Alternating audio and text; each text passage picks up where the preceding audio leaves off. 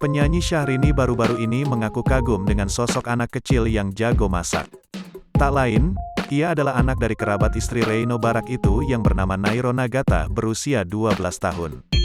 Bahkan Nagata diizinkan belajar masak di Altitude Jakarta, restoran milik suami Syahrini, Reino Barak. Dari Instagram @princessyahrini, Senin tanggal 27 Juni tahun 2022, pada minggu kemarin artis yang akrab disapa Inces itu membagikan foto bersama Nagata dan kedua orang tuanya. Syahrini mengaku bangga dengan anak laki-laki dari pasangan suami istri Inge Chasya dan Dino Hamid itu. "We are very proud of you abang @Nairo Nagata," ujar Syahrini melalui caption. Syahrini mengatakan dirinya salut terhadap ketekunan dan kerajinan Nagata yang selama pandemi COVID-19 belajar dan bekerja di Altitude. Bahkan, ia dan suami berkesempatan mencicipi sajian makanan buatan chef cilik itu. Inces lantas memberikan ucapan selamat untuk kedua orang tua dari Nagata atas pencapaian putranya tersebut.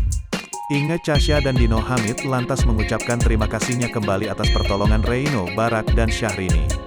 Mereka telah memberikan kesempatan kepada Nagata untuk belajar menjadi koki di restoran ternama itu.